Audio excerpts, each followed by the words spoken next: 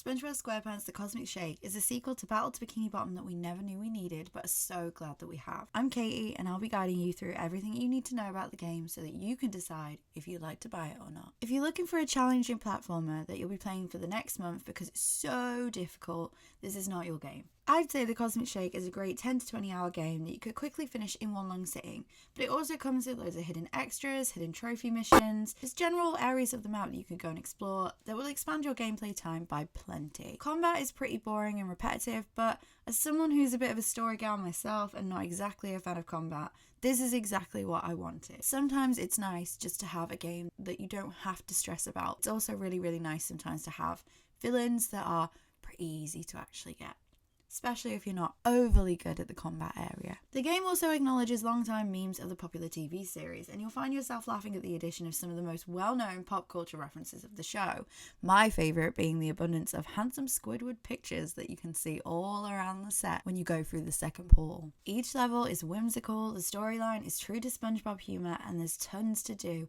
And while repetitive character lines can leave you wanting to mute your television, it's overall a pretty captivating playthrough, especially if you are a fan of the series already. Having played Battle for Bikini Bottom Rehydrated, quite a lot of the game mechanics for Cosmic Shake actually mimic the previous reboot, so if you haven't tried that yet, I really encourage you to start there first, as it will make diving into the gameplay that much smoother. During our time with the game prior to release, we were given a list of issues that the developer had been made aware of about the game, so I would imagine that the occasional booting out of levels and back into the Xbox lobby is something that you hopefully will never encounter. However, with the occasional glitch left in the game before launch, it was rare that I would find myself noticing or even wanting to stop playing due to them. Out of sync character dialogue and cutscenes wearing different costumes than the one I had on are hardly major points of contention. Some games have a lot more faults than that, and realistically, we were made very aware by the developer of issues that they had come across that hopefully should have been dealt with in a day one patch as soon as the game physically went live. If you want to know the most annoying part of the entire gameplay for me, which you're probably going to laugh at me for, it was the squeaking of SpongeBob's shoes with every step he took and the lack of ability to turn off that sound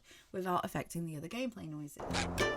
If you go onto the options menu, you could definitely see that there were areas where you could change the audio, like many games before it, but there was not an individual SpongeBob shoes audio section, which I felt we could have really benefited from. To be able to get the sound to stop, I had to tinker around in the back, which ended up potentially affecting other sound effect noises as well. It might sound like a silly gripe to have, but after a few hours it really does get on your nerves, and at times it even made me want to stop playing the game altogether. Now, I'm not going to spoil much of the game as far as levels and storylines go, but for an outline, Patrick and SpongeBob have accidentally let Bikini Bottom come to ruin, and it's their job to piece the town back together and bring their friends back from the distant time warp lands. Is it a Crash Bandicoot contender? No, not at all, but it is an exceptional SpongeBob entry, and if you're a parent, I can absolutely see this being a fantastic game for you to play alongside your children. No one could argue that the game wasn't visually stunning. It is an absolutely beautiful entrance to the Spongebob Squarepants series and really does belong its place up alongside some of the greatest. You can also read a full written review from our guides reviewer Dan on our official GGRecon website,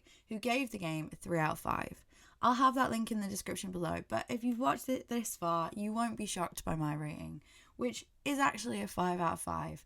This game does exactly what it says on the tin. It's perfectly suited as a family game that any age can play, and yeah, while it may be a bit easy, sometimes you just don't need to struggle while playing platformer. For me, it's everything I wanted in a game. I wanted to be able to enjoy a storyline, but not have to work too hard, just sit back and enjoy some perfect elements of my childhood all wrapped up into one perfect little game, and it's exactly what I got. If you do decide to get the game, I hope you enjoy it as much as I did. Let us know in the comments below what your favourite level was, or even your least favourite level, or even whether or not you'll be getting the game at all. If you like gaming reviews and finding out about the upcoming games that you have your eye on, then make sure to follow GGRecon Gaming for more content like this.